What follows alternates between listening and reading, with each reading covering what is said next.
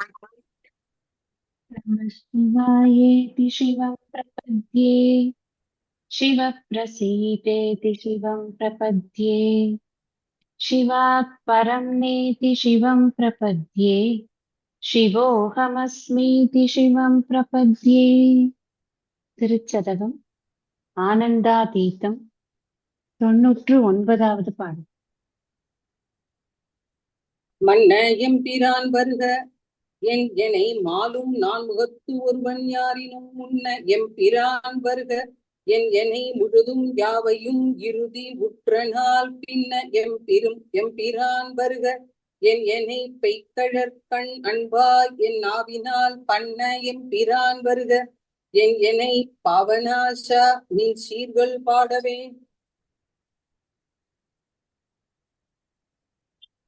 போன பாடல்ல சொன்னார், உன்னையே உணவாக உண்டு உயிர் வாழ்வதற்கு ஒப்பானவனே அப்படின்னு. ஏன்னா உணவு அப்படிங்கிறது நம்மை உயிரோட இருக்க வைக்கிறதுக்கு ரொம்ப ரொம்ப அவசியமா இருக்கிறது இந்த உடம்புக்கு உணவு.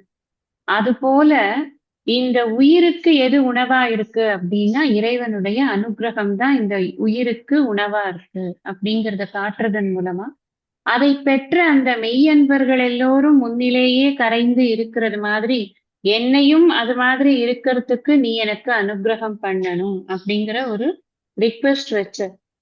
நான் எப்பெல்லாம் தளர்வா இருக்கேனோ அப்பெல்லாம் நீதானே எனக்கு அந்த சோர்வை நீக்கணும். உணவுதான் நம்மளுடைய சோர்வை நீக்கிறது. இங்க ஏன் இறைவனை உணவோட ஒப்பிடணும் அப்படின்னு சொன்னா, இந்த உடம்பு ஆக்டிவா இருக்கிறதுக்கு உணவு தேவையா இருக்கு. அது மாதிரி இந்த உயிர் தன்னுடைய புருஷார்த்தத்தை அடையறதுக்கு அது தன்னுடைய வேலையை பண்ணணும் அப்படின்னு சொன்னா அதுக்கு இறைவனுடைய அனுகிரகம் அப்படிங்கிற ஒரு உணவானது தேவையா இருக்கு. இறைவன் வேற, இறைவனுடைய அனுகிரகம் வேற இல்லை. அந்த வகையில நீயே எனக்கு உணவாக இருக்கிறாய் அப்படின்னு போன பாடல்ல சொன்னார். இப்ப இந்த பாடல்ல வருக வருக அப்படின்னு ஒரு அழைக்கும் விதமாக இந்த பாடலை அமைச்சிருப்பார். மன்ன எம்பிரான் வருக. மன்ன மன்ன அப்படின்னு சொன்னா மன்னுதல் அப்படின்னா நிலை பெறுதல்னு. நிலை பெற்று இருக்கக்கூடிய அப்படின்னு எப்போதும் ஒரே மாதிரி இருக்கக்கூடிய பகவான். இப்படி ஒருத்தருக்கு ஒரு மாதிரி இன்னொருத்தருக்கு ஒரு மாதிரி கிடையாது. ஒரு காலத்துல ஒரு மாதிரி இன்னொரு காலத்துல ஒரு மாதிரி கிடையாது. கால தேச வர்த்தமானங்கள் கடந்து எப்பொழுதும் ஒரே மாதிரியாக இருக்கக்கூடிய எம்பிரான் என்னுடைய தலைவனே, யாண்டும் நிலை பெற்றிருக்கக்கூடிய மன்ன இஸ் ஈக்குவல் டு யாண்டும் நிலை பெற்றிருக்கக்கூடிய எம்பிரான் வருக என் எனை. என் எனை அப்படின்னா அதாவது என்னை நீ தாங்கிக்கிறதுக்காக நீ வரணும். என்னை நான் தளர்வுற்று இருக்கும் பொழுது என்னை தாங்குவதற்கு நீ வரணும் அப்படின்னு ஒரு அழைப்பு. மாலும் நான்முகத்து ஒருவன் யாரினும் முன்ன எம்பிரான். முன்னை பழம்பொருட்கும் பழமைக்கும் பழமையே அப்படின்னு பாடினார் இல்லையா முன்னாடி. அந்த மாதிரி இப்பவும் சொல்ற, யாருக்கெல்லாம் முன்னாடி நீ இருக்க அப்படின்னா மாலும் நான்முகத்து ஒருவன். அதாவது இந்த விஷ்ணுவை கிரியேட் பண்றதுக்கு விஷ்ணு கிரியேட் ஆகிறதுக்கு முன்னாடியும் சரி, விஷ்ணு கிரியேட் பண்ணின பிரம்மாஜி கிரியேட் ஆகிறதுக்கு முன்னாடியும் சரி, இந்த தத்துவமாக பிரம்ம தத்துவமாக தூய உணர்வாக நீதான் இருக்கிறாய். அதனாலதான் அது எல்லாத்துக்கும் முன்னாடி அப்படின்னு சொல்றது. இங்க இறைவனை அந்த தூய உணர்வு அப்படிங்கிற அந்த இதுலதான் வச்சு பார்க்கிறார். பிரம்மமாக வைத்துக்கொண்டு சொல்கிறார். அதனாலதான் எல்லாத்துக்கும் உந்தி இருக்க அப்படின்னு சொல்றார். அந்த சொல்றதுல சில பேர் இத பக்திமயமா சொல்லணுங்கிறதுக்காக நீ எல்லாருக்கும் மூத்தவன் அப்படின்னு அந்த இதுல சொல்லுவா. ஒரு என்ன சொல்றது, மரியாதையில சொல்லுவா. மூத்தவர்கள் அப்படிங்கிறதுல மரியாதையும் இருக்கு, மரியாதையில சொல்லுவா. ஆனா உண்மையிலேயே இவர் என்ன டினோட் பண்றார் அப்படின்னு சொன்னா, இங்க இவர் காமிக்கிறது யாரினும் முன்ன எம்பிரான் அப்படின்னு சொன்னா என்ன அர்த்தம்? பகவான் கிருஷ்ணர் சொல்றது மாதிரி இந்த மகர்ஷிகளும் தேவர்களும் என்னை பற்றி சொல்ல முடியாது. காரணம் என்னன்னா நான் தான் படைத்தவன், அவர்கள் எல்லாம் படைப்பு அப்படின்னு. அந்த மாதிரி இந்த நான்முகனாகட்டும் மாலாகட்டும் இவர்கள் எல்லாம் படைப்புங்கிறதுலதான் வருகிறார்களே தவிர படைப்புக்கு காரணமா இருக்கிறது யாரு அப்படின்னா அந்த தத்துவம், அந்த தூய உணர்வுங்கிற தத்துவம் தான் இருக்கு. அதனால யாருக்கும் முன்ன எம்பிரான் வருக. இங்க இங்க நம்ம புரிஞ்சுக்கணும். அப்படி அந்த தூய உணர்வு தான் போக்குவரவு இல்லாததா இருக்கே, அது எப்படி வரும் அப்படின்னு. அது வந்து பகவானுடைய உண்மையான ஸ்டேட்டஸ் தெரிஞ்சுண்டு பேசக்கூடிய ஒரு வார்த்தை, அவ்வளவுதான். வருக அப்படின்னு சொல்லும் பொழுது சிவபெருமானை கூப்பிட்டாதான் அவர் தான் வருவார். ஏன்னா வரதுக்கு அவைலபிளா இருக்கிறது அவர் தான். ஆனா அந்த சிவபெருமான் யாரு அப்படிங்கறத உண்மையான நிலையை அவர் நன்னா புரிஞ்சுட்டு இருக்கார். அந்த தத்துவத்தை அவர் நன்னா புரிஞ்சுட்டு இருக்கார் அப்படிங்கிறது தான் இங்க விஷயம். அப்ப வருக, முன்ன எம்பிரான் வருக, என் எனை முழுதும் யாவையும் இறுதி உற்ற நாள் பின்ன எம்பிரான் வருக. இனி இப்ப முன்னாடி இருக்க இவங்க எல்லாரும் வர்றதுக்கு முன்னாடி இருக்க, அப்புறம் எல்லாத்துக்கும் ஒரு லயம் ஒண்ணு வரும். எல்லாம் லயம் ஆக போறது. நேத்தி கிளாஸ்ல நான் சொன்னது மாதிரி பூமியில எல்லாமே பூமியில லயமாறுது, பூமி வந்து நீர்ல லயமாறுது, நீர் வந்து காற்று இதுல அக்னியில லயமாறுது, அக்னி காற்றுல லயமாறுது, காற்று வந்து ஆகாசத்துல லயமாறுது, ஆகாசம் வந்து மகத்துல லயமாறுது, மகத் வந்து அகங்காரத்துல லயமாறுது, அகங்காரம் வந்து அவ்யக்தத்துல லயமாறுது, அவ்யக்தம் திரும்ப பிரம்மத்துல லயமாறுது, பிரம்மத்துக்கு லயமாறதுக்குன்னு ஒரு இடம் கிடையாது. அது மாத்திரம்தான் இருக்கு. அதத்தான் இங்க இவரும் மென்ஷன் பண்ற. நீ எப்படி நம்ம நேத்திக்கு பாரு, வேத்தாச்ச வேத்தியம் ச பரஞ்ச தாம அப்படிங்கிற விஷயத்த நேத்திக்கு எக்ஸ்பிளைன் பண்ணேன் இல்லையா? அதே மாதிரி இங்கேயும் சொல்ற, நீ முன்னாடி இவர்கள் எல்லாம் பிறப்பதற்கு முன்னாடி நீ இருந்திருக்கப்பா, எல்லாமே லயமாறுது அப்படிங்கிற போது அப்பவும் நீ மாத்திரம்தான் இருக்க அப்படின்னு பெருமானை பத்தி பேசுறாரு அவர் அப்படின்னு பார்க்கும். ஒடுங்கி இருக்கிற போது கூட இருக்கிறது வேற, அப்புறம் எஞ்சி இருக்கிறது யாருன்னா நீதான் இருக்க, வேற யாரும் கிடையாது. இறுதி உற்ற நாள் பின்ன எம்பிரான், அது பின்னாடி இருக்கிறதும் நீதான். வருக என் எனை பெய்கழற் பெய்கழற் கண் அன்பாய் என் நாவினால் பண்ண எம்பிரான் வருக என் எனை பாவநாசனின் சீர்கள் பாடவே. பெய்கழற்கண் அன்பாய், பெய்கழல் அப்படின்னு சொன்னா வீரக்கழல் அணிஞ்சிருக்காராம் சிவபெருமான். வந்து அந்த வீரத்தை காட்டக்கூடிய ஒரு கழலை அணிஞ்சிருக்கான். அந்த அந்த கழல்களை அணிந்து கொண்டிருக்கக்கூடிய திருவடி. அதுக்கு நான் என்ன பண்ணணும் அப்படின்னா, என் நாவினால் பண்ண என்கிறான். பண்ணால் நான் இசைத்து பாடணும். உன்கிட்ட நான் வந்து எனக்கு உன்னை பற்றின நல்ல இருள் சேர் இரு வினையும் சேரா இறைவன் பொருள் சேர் புகழ் மொழிகள், அதுதான் நான் பண்ணணும். பண்ண எம்பிரான் அப்படின்னு சொன்னா, உன்னை புகழ்ந்து நான் பண் சேர்ந்த புகழ் மொழிகளால் நான் பாடணும் உன்னை. அப்படி பாடினா நீ எனக்கு என்ன பண்ணணும் அப்படின்னா, பாவநாசனின் சீர்கள் பாடவே.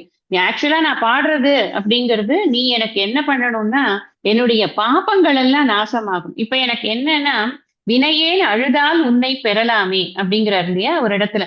அழுதால் உன்னை பெறலாமே என்னன்னா, எனக்கு வினை தானே தடுக்கிறது.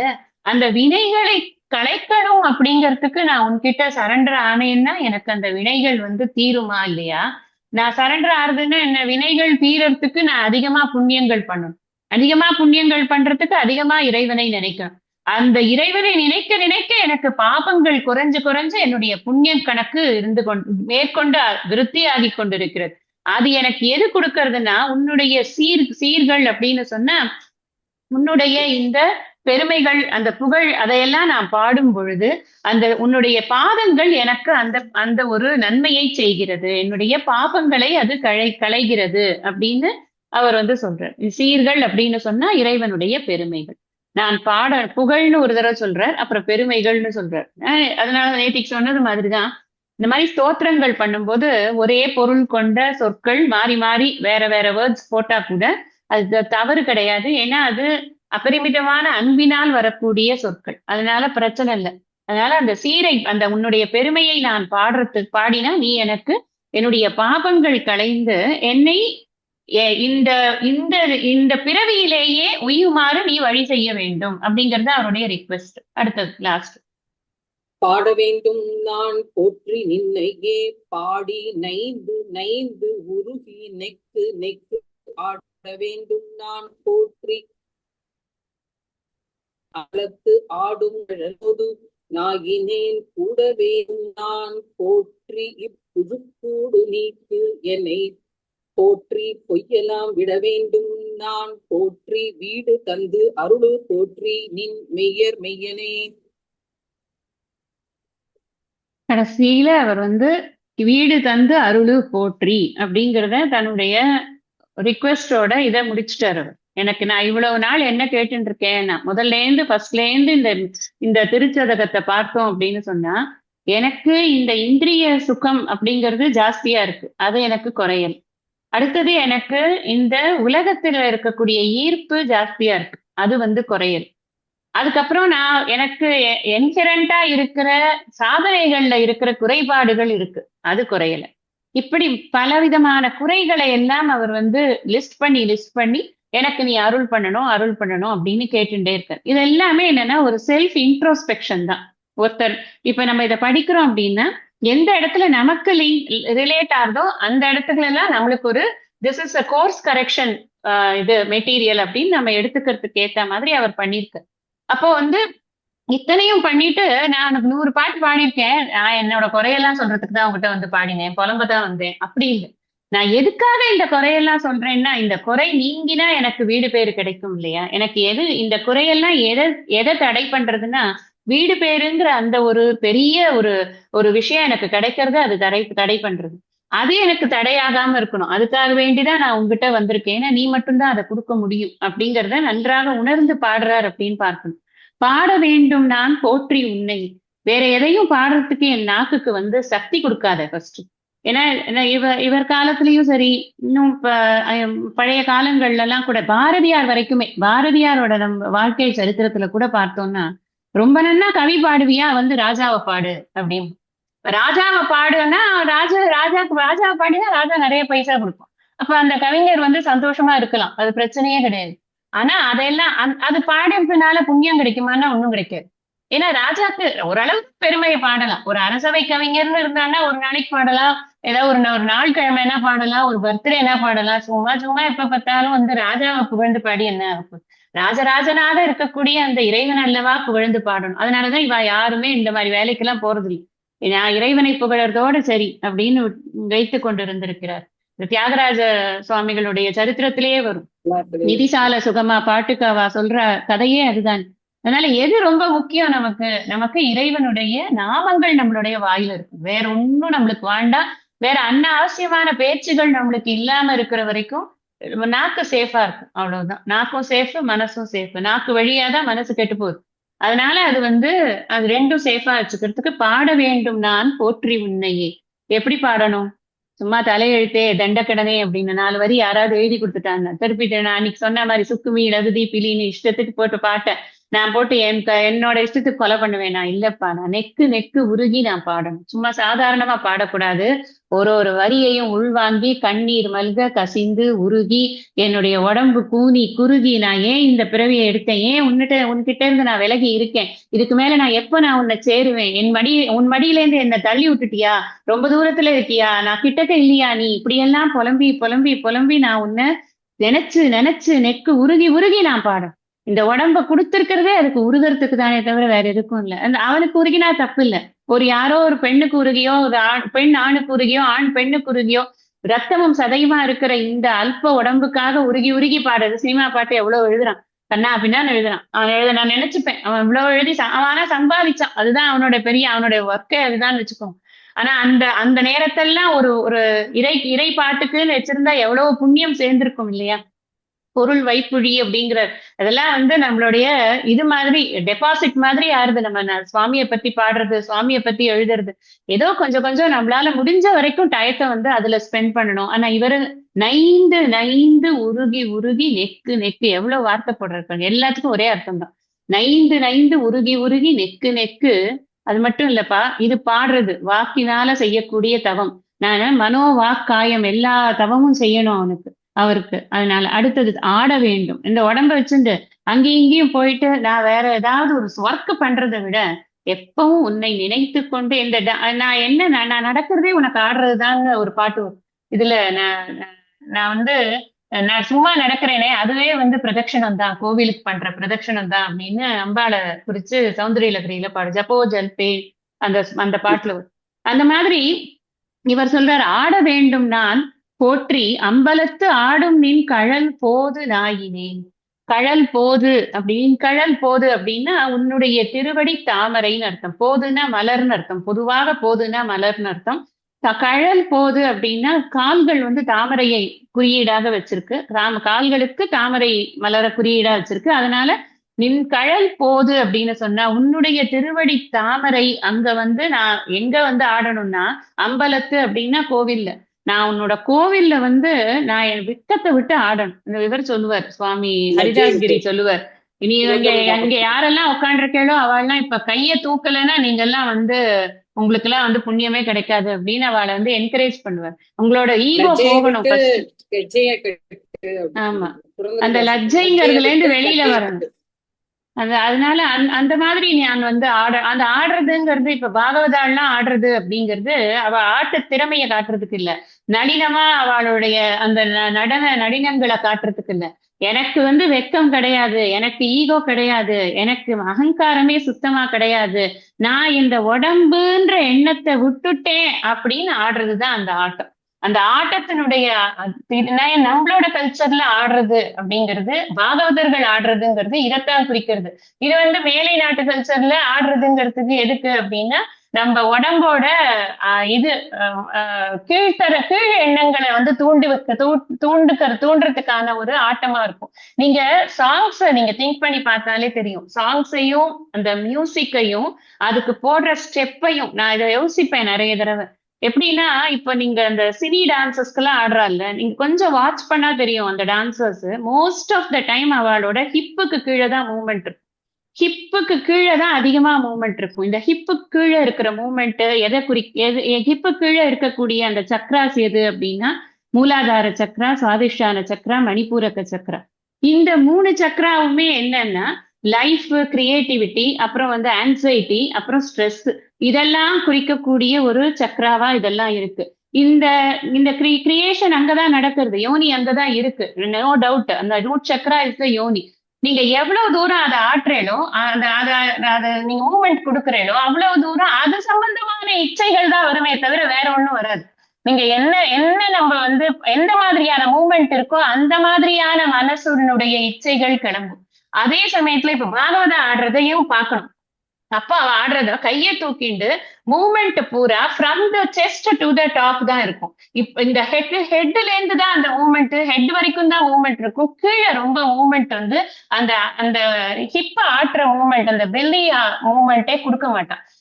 கொடுக்க மாட்டானா அந்த அந்த பாட்டுக்கே அப்படிதான் இருக்கும். இந்த பாட்டும் அந்த மியூசிக்கும் அந்த இதுவும் நம்மள அப்படித்தான் ஆட வைக்கும். இப்ப மேல கைய கோவிந்தா கோவிந்தான்னு போட்டு ஆடும்போது செஸ்ட், இந்த த்ரோட் சக்ரா, அப்புறம் ஆக்ஞா சக்ரா, சஹஸ்ராரா இதெல்லாம் தான் ஆக்டிவேட் ஆகும். இங்க என்னெல்லாம் இருக்கு அப்படின்னா இந்த செஸ்ட் அநாகத சக்ராலதான் வந்து லவ் எனர்ஜி இருக்கு. இந்த அன்பு வந்து ஜாஸ்தியா விரிவடையும். நீயும் நானும் ஒண்ணுதான், எல்லாரும் ஒண்ணுதான் அப்படிங்கிற அந்த அன்பு விரிவடைதல் வந்து இங்கதான் வருது. அதே போல நல்ல வாய் விட்டு நாமத்தை சொல்றதுக்கு இந்த த்ரோட் சக்ரா ஓப்பன் ஆகணும். அப்படி ஓப்பன் ஆன இல்லைன்னா தாய்க்குள்ளேயே ராம் ராம் ராம் ராம் ராம் ராம் ராமான்னு கத்த வேண்டாமா? அந்த கத்தறதுக்கு, அந்த லஜ்ஜை இல்லாம ஒரு கத்தறதுக்கு இந்த த்ரோட் சக்ரா வெளியில வரணும். ஆக்ஞா சக்ரா ஆக்டிவேட் ஆனாதான் அந்த இறைவனுடைய அருளை வந்து நம்மளால நல்லா இது பண்ண முடியும், எனர்ஜியை வந்து நல்லா ஃபீல் பண்ண முடியும். சஹஸ்ராரா கொஞ்சம் கொஞ்சமா இதெல்லாம் பண்றச்சேதான் ஆக்டிவேட் ஆகும். சோ இதை நீங்க ஒரு சின்ன அனாலிசிஸ் தான் இது. நிறைய தடவை இதை யோசிச்சிருக்கேன் நான், அதுக்காக ஷேர் பண்றேன். ஆடுறது அப்படின்னு சொன்னா எந்த மாதிரி மூமெண்ட்ஸ் நம்மளுக்கு எந்த மாதிரியான விருத்திகளை கொடுக்கும் அது நமக்கு ரொம்ப முக்கியம். இப்ப இந்த இதெல்லாம் இப்போ வெயிட் குறைக்கிறேன்னு சொல்லிட்டு நிறைய பேர் இந்த ஆடுறதுக்குன்னே ஒரு இது பண்றா, அதுக்கு பேர் கூட மறந்து போயிட்டேன். நான் ஆபீஸ் போயிட்டு இருக்கிறச்சு சல்சாவா அது என்னன்னு தெரியல. அவெல்லாம் போவா, காத்தால போயிட்டு உடனே அந்த யோகா ட்ரெஸ் எல்லாம் போட்டு ஆடிட்டு திருப்பி யோகா ட்ரெஸ் எல்லாம் முடி சாரி கட்டிட்டு கிடுக்கிடுன்னு ஆபீஸ் போவோம்.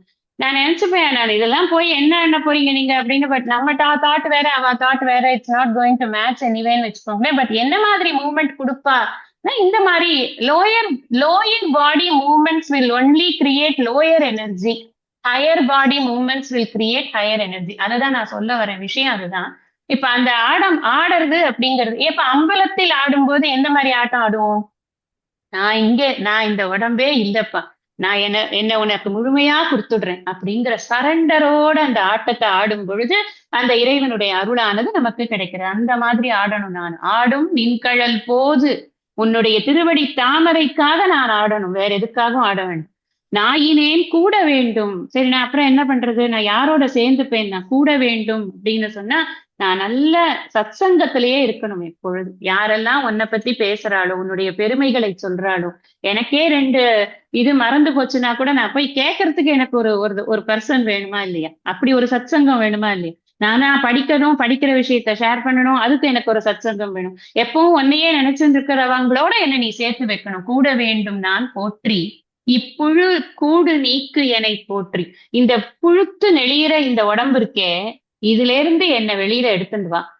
நான் இதுலயே முழுகின்னு இருக்கேன். நான் எப்ப பார்த்தாலும் புழு கூடு நீக்கு அப்படின்னு சொன்னா என்ன, இந்த தேகாத்ம புத்தியிலேயே இருக்க வச்சுடாத என்ன. அதுல இருந்து நான் வெளியில வரணும். அந்த தேகாத்ம புத்தி என்கிட்ட இருந்து கம்ப்ளீட்டா போகணும். அப்படி இருந்து உடலை நான் அப்படின்னு, நேகாத்ம புத்தினா என்ன அர்த்தம்? உடலை நான் நினைக்கிற புத்தி. இந்த உடலுக்கு முக்கியத்துவம் தரக்கூடிய புத்தி. நான் உடலுக்கு முக்கியத்துவம் நான் தரதே கிடையாது, நான் ஒரு நாள் இந்த உடலை இது பண்றதே கிடையாது அப்படின்னு நம்ம நினைப்போம். ஆனா உடலை சார்ந்து இருக்கக்கூடிய உறவுகளுக்கு நம்ம முக்கியத்துவம் கொடுக்கிறோம். அவ்வளவு உறவுகளுக்கும் இந்த உடல் தான் ஆசிரியமே தவிர நான் வேற ஒண்ணும் கிடையாது. நம்மளோட கூட இருக்கக்கூடிய என்ன வேணா உறவு போட்டுக்கலாம். Husband, wife, child, grandchild, son in law, daughter in law, whatever உறவு, அது எல்லாமே இந்த உடலை ஆசிரியச்சு வந்தது தானே தவிர, அப்ப இந்த உடலுக்கு முக்கியத்துவம் கொடுக்கறதுனா என்ன? உறவுக்கு முக்கியத்துவம், உடலுக்கு முக்கியத்துவம், ஆல் மீன்ஸ் த சேம். அப்ப இந்த உடம்பு நான் மதிக்கிறேன்னா தான் நான் எல்லாரையும் சாட்டிஸ்ஃபை பண்ணிட்டு இருக்கேன். அதனால நான் டயத்தை விட்டுடுறேன். உன்னை நினைக்கிறதுல எனக்கு நேரமே இருக்க மாட்டேங்குது. சோ எனக்கு அந்த தேகாத்ம புத்தியை நீ நீக்கு. உன்னைதான் பிரதானமா வைக்கணும். மைண்ட் உன்னை தவிர வேற எதையுமே நினைக்க கூடாது. சிங்கிள் பாயிண்டட் டிவோஷன் அது எனக்கு ஏற்படுத்து அப்படின்னு கேட்கிறாரு. அது பண்ணினாதான் அவருக்கு தெரியறது வீடு பேரு வரும். அதனால இதை எனக்கு தந்து வீடு பேரு பொய்யெல்லாம் நீக்கு போற்றி பொய்யெல்லாம் விட வேண்டும். பொய்யெல்லாம் விடுறதுன்னா என்ன? இந்த பிரபஞ்சம் உண்மைன்னு நினைக்கிறேனே, உடம்பு நான் நினைக்கிறேன். ரெண்டாவது இந்த பிரபஞ்சம் உண்மைன்னு நினைக்கிறேன். அதுல போய் மூழ்கி அதுல நிறைய நிறைய நான் டிரான்சாக்சன்ஸ் நிறைய பண்றேன். Let me cut all the transaction. அது எல்லாத்தையும் குறைக்கணும். அதுக்கு நீ எனக்கு ஹெல்ப் பண்ணு. அப்போ எனக்கு வீடு தந்து அருளு போற்றி நின் மெய்யர் மெய்யனே. நான் பொய்யன்னு சொன்னா நீ மெய்யன், அவ்வளவுதான். நீ மெய்யன்னு ஏன் சொல்றேன்? நான் மெய்யாக இருக்கக்கூடிய உண்மையில் இருக்கக்கூடிய ஒரே வஸ்து நீதான். அந்த அந்த ஒரு வஸ்து எது அப்படிங்கறத தெரிஞ்சுக்கிற அந்த நிஷ்டையை எனக்கு கொடு. எனக்கு அறிவில் நிலை பெற்றிருக்கக்கூடிய தன்மையை எனக்கு கொடு. அந்த இதுல வேத வாக்கியத்துல சொல்லணும் அப்படின்னா, அகம் பிரம்மாஸ்மி அப்படிங்கிற ஸ்திதி என் மனசுல எப்ப பார்த்தாலும் இருந்துட்டு. எனக்கு வேற எதுவுமே வேண்டாம். நீ பணம் காசெல்லாம் கொடுக்க வேண்டாம், ஒன்னும் கொடுக்க வேண்டாம். உன்னை பாடணும். நான் 4 தான் கேட்டிருக்கேன். உன்னை பாடணும், உனக்காக நான் ஆடணும், உன்னோட பாடல்கள் சொல்லி நான் ஆடணும், சத்சங்கத்துல கூடணும். நான் என்னுடைய உடல் மனம் புத்தி அப்படிங்கிற இந்த புத்தி இதுவை விட்டுடணும், தேகாத்ம புத்தியை விட்டுடணும். நான் இந்த பிரபஞ்சத்துக்கு கொடுக்குற முக்கியத்துவத்தை விட்டுடணும். அதுக்கப்புறமா நான் அகம் பிரம்மாஸ்மிங்கிற நிஷ்டையிலேயே நான் எப்பவும் இருக்கணும். This is the prayer. இப்ப நமக்கு திருச்சதகம் அப்படிங்கிறது எதை உணர்த்துறது அப்படின்னா, ஒரு சாதகனுக்கு எதெல்லாம் முக்கியம் அப்படிங்கிற விஷயம்தான் அவர் சொல்லக்கூடிய இந்த 100 பாடல்களுக்கு ஒரு சம்மரி நம்ம எடுக்கணும் அப்படின்னு நினைச்சோம்னா சிங்கிள் வேர்டு தான். நான் என்னுடைய பிரம்ம ஞான நிஷ்டையில இருக்கிறதுக்கு எதெல்லாம் தடையா இருக்கோ அதெல்லாம் நீக்குங்கிறார். அவ்வளவுதான். எனக்கு உபதேசம் கிடைக்கிறது. உபதேசத்துக்கு அப்புறமா அனந்தரம் தான் எனக்கு நிறைய இது இருக்கு, சேலஞ்சஸ் இருக்கு. லைஃப் நமக்கு நிறைய சேலஞ்சஸ் கொடுக்கறது. நம்ம யாராவது கெட்டவங்களா? கிடையாது. எல்லாரும் நல்லவங்க தான். நமக்கு நல்ல சத்தியம் வத தர்மம் சரியாதான் நம்மளுக்கும் மனசுல இருக்கு. ஆனாலும் சூழ்நிலைகள் நமக்கு அந்த தர்மத்துல இருக்கிறதுலயும் சேலஞ்ச் கொடுக்கறது, பக்திக்கும் சேலஞ்ச் கொடுக்கறது, கர்மயோகம் பண்ணணும்னாலும் சேலஞ்ச் கொடுக்கறது, ஞான யோகத்துல நம்ம நிலைச்சு இருக்கணும்னாலும் அதுக்கும் நமக்கு சேலஞ்ச் கொடுக்கறது. சோ இந்த சேலஞ்சஸை எப்படி ஓவர் கம் பண்றது? ஒரே வழி என்ன? டோட்டல் சரண்டர் தான். நீ தான் எனக்கு ஹெல்ப் பண்ணும். ஏன் நான் உன்கிட்ட ஹெல்ப் கேட்கிறேன்? It is very simple, it is logical also. ஏன்னா உனக்கு தான் அதை கொடுக்கறதுக்கான சக்தி இருக்கு. உனக்கு தான் அந்த டிஸ்ட்ராக்ஷன்ஸே இல்லாத ஒரு புத்தி இருக்கு. அதனால நீ எனக்கு கொடுக்க முடியும். நான் போய் ஒரு ஹியூமன் பீயிங்கிட்ட கேட்க முடியுமா? நீங்க தான் என்ன எப்படியாவது காப்பாத்துங்க, தயவு செஞ்சு என்ன காப்பாத்துங்க அப்படின்லாம் கேட்க முடியாது. குருட்ட வேணா கேட்கலாம். ஏன்னா குரு ஈஸ்வரனும் வேற இல்லை. குருட்ட கேட்கலாம். நீங்க என்ன கை விட்டுறாதீங்க, நீங்க என்ன எப்படியாவது கடை தேடி விட்டுருங்க அப்படின்னு குருட்ட கேட்கலாம். குருவும் ஒரு எக்ஸ்டென்ட் வரைக்கும் வருவார், அவர் சொல்லி கொடுப்பார். அதுக்கப்புறம் நாம தானே நிறைய வேலை பண்ண வேண்டியிருக்கு. அதனால நாம நம்மளுடைய முயற்சியை பண்ணறதுக்கு இருக்கிற தடைகள் எல்லாத்தையும் நீக்கிறது அப்படிங்கிறது இறைவனுடைய அனுகிரகம் இல்லாமல் நடக்காது. அதனாலதான் இந்த வார்த்தைகள் ஒன்னொன்னு இவ்வளவு உருக்கமா போட்டிருக்கு. அவர் வந்து சின்சியரா வேண்டணும் அப்படிங்கிற கடவுள்கிட்ட சின்சியரா இருக்கணும், சின்சியரா வேண்டணும் அப்படிங்கிறது. இதுதான் நம்ம வந்து ரொம்ப ப என்ன சொல்றதுன்னு தெரியல. பரமானுகிரகம், ஈஸ்வரனுடைய அனுகிரகம். இந்த திருச்சதகத்தை இந்த அளவுக்கு உட்கார்ந்து பொறுமையா நாம வந்து ஒரு நாளைக்கு 2 பாட்டு 3 பாட்டு எவ்வளவு முடியறதோ நம்மளால வந்து அத சிந்தனை பண்ணியிருக்கோம். அஹ் இந்த இதை வந்து மனப்பாடம் ஆகல, எனக்குமே மனப்பாடம் ஆகல. ஓரளவுக்கு இதை டெய்லி பாராயணத்துக்கு வச்சுக்கலாம், ஒரு 20 பாட்டு பாராயணத்துக்கு வச்சுக்கலாம் அப்படின்னா இப்ப கொஞ்சம் வாய்க்கு நல்லா பழக வருது. அதனால அர்த்தங்களும் கொஞ்சம் சிந்தனை பண்ணியிருக்கிறதுனால நமக்கு பாராயணம்ங்கிறது கொஞ்சம் சுலபமா போகும் அப்படின்னு நான் நினைக்கிறேன். இந்த அர்த்த சிந்தனைங்கிறதோட பர்பஸ் வந்து அதுக்கு ரொம்ப ஹெல்ப் பண்ணும்னு நினைக்கிறேன். மேற்கொண்டு இந்த நம்ம போற்றி அடுத்து வந்து தனித்தனியாவே வச்சு விடணும். இந்த போற்றி தனித்தனியா நிக்கிறது இல்லையா? பாட வேண்டும் நான் போற்றி நின்னையே பாடி நைந்து நைந்து உருகி நெக்கு நெக்கு ஆட வேண்டும் நான் போற்றி. போற்றி ஒரு வேர்டு தனித்தனியா இருக்கு. நான் போற்றின்னு சேர்த்துக்க வேண்டாம் இல்லையா? இல்ல, நான் இப்போ பாட வேண்டும் நான் போற்றி நின்னையே. சரி, பாடி நைந்து உருகி உருகி நெக்கு ஆட வேண்டும் நான் போற்றி. போற்றி அப்பளத்து ஆடும் நின் கழல் போது. அது வரைக்குமா? ஆமா. ஓகே ஓகே சரி. அதாவது இந்த போற்றி எல்லாமே வந்து அவருடைய கிருத்தஜையை காட்டக்கூடிய விஷயமா இருக்கு. இந்த போற்றிங்கிறது போட்டிருக்கிறது எல்லாமே இட்ஸ் நாட் ஃபில்லர். ஆனா அது அவருடைய கிருத்தஜையை காட்டக்கூடிய விஷயமா இருக்கு. நம்ம கமாவை எங்க போட்டாலும் அது ஃபிட் ஆகும். நீங்க பாட வேண்டும் நான் போற்றி நின்னையே இப்படியும் பாடலாம், பாட வேண்டும் நான் போற்றி நின்னையே அப்படியும் பாடலாம். சோ நீங்க எங்க கமா போட்டாலும் it will fit in it's. நம்ம சந்தத்துக்கு ஏத்த மாதிரி பாடிக்கலாம். அது ஒன்றும் பிரச்சனை கிடையாது. நம்ம நெக்ஸ்ட் மண்டே அன்னைக்கு மீட் பண்ணலாமா? அடுத்தது நீத்தல் விண்ணப்பம் அதுல இருந்து அன்னைக்குல இருந்து ஆரம்பிக்கும். சரி, நீங்க சொல்ற மாதிரி குருவோட அனுகிரகத்துல, இந்த சிவபெருமானோட அனுகிரகத்துல இது முடிஞ்சது, இன்னைக்கு நிறைவாகுது. ஆமா, நிறைய கொஞ்சம் மனசுல நிறைய நம்மள பாருதான் மாணிக்கவாசகர் வந்திருக்காரு, மாணிக்கவாசகர் போலதான் நானும் இருக்கேன் அப்படிங்கிற மாதிரி ஒரு ஒரு நல்ல நல்ல ஒரு சிந்தனை, நல்ல ஒரு பொழுது. இறைவன் நமக்கு அருளி சென்றதுக்காக அவனுடைய கடல்ல நம்மளும் நிஜமா நிறைய போற்றி போற்றி அவரை நிறைய போற்றணும் நினைக்கிறேன். எப்போதும் ஹம்பிளா இருக்கணும் பகவான்கிட்ட. இதெல்லாம் படிக்க படிக்க நமக்கு இந்த நம்மளோட ஹியூமிலிட்டி இல்லையா நிறைய நிறைய வந்து நமக்கு வருது, நிறைய கிடைக்கிறது. இந்த திருச்சதகத்துல இருந்து டேக்அவே அப்படின்னு நீங்க சொல்ற மாதிரி நிறைய டேக்அவே இருக்கு. அது லிஸ்ட் போட்டு நான் ஒரு ஒரு நாளும் அட்லீஸ்ட் ஒரு ஒரு இதுல இருந்தும் எடுத்து எடுத்து 1 2 அது மாதிரி அத்தியாயத்துல இருந்து எடுத்து எடுத்து என்னென்ன டேக்அவேங்கிறத நானும் லிஸ்ட் போட்டு உங்ககிட்ட ஒரு தடவை சொல்லணும்னு நினைக்கிறேன். கண்டிப்பா கண்டிப்பா கண்டிப்பா. நிறைய டேக்அவே இதுல ரொம்ப ரொம்ப நல்ல ஒரு என்ன சொல்றது, ஆத்ம சுத்தி, அவருக்கு ஆத்ம சுத்தி நான் அந்த அதை போட்டு நமக்கும் நல்ல ஒரு ஹெல்த்தி, வெரி வெரி ஹெல்த்தி. நம்முடைய ஆத்மாவை பொறுத்த வரைக்கும் ஆத்மாவுக்கு நல்ல ஒரு எப்படி இருக்கணும், எப்படி நம்ம இறைவன்கிட்ட என்ன மாதிரி கேட்கணும் அப்படிங்கிறது ரொம்ப. Thank you so much. Thank you. Siva Siva Trichy. மூர்த்தி எல்லாம் வாழி எங்கள் மோன குரு வாழி, அருள் வார்த்தை என்றும் வாழி, அன்பர் வாழி பராபரமே. ஓம் சாந்தி சாந்தி சாந்தி. ஹரி ஓம். திருச்சிற்றம்பலம். தென்னாடுடைய சிவனே போற்றி, எந்நாட்டவர்க்கும் இறைவா போற்றி. திருச்சிற்றம்பலம்.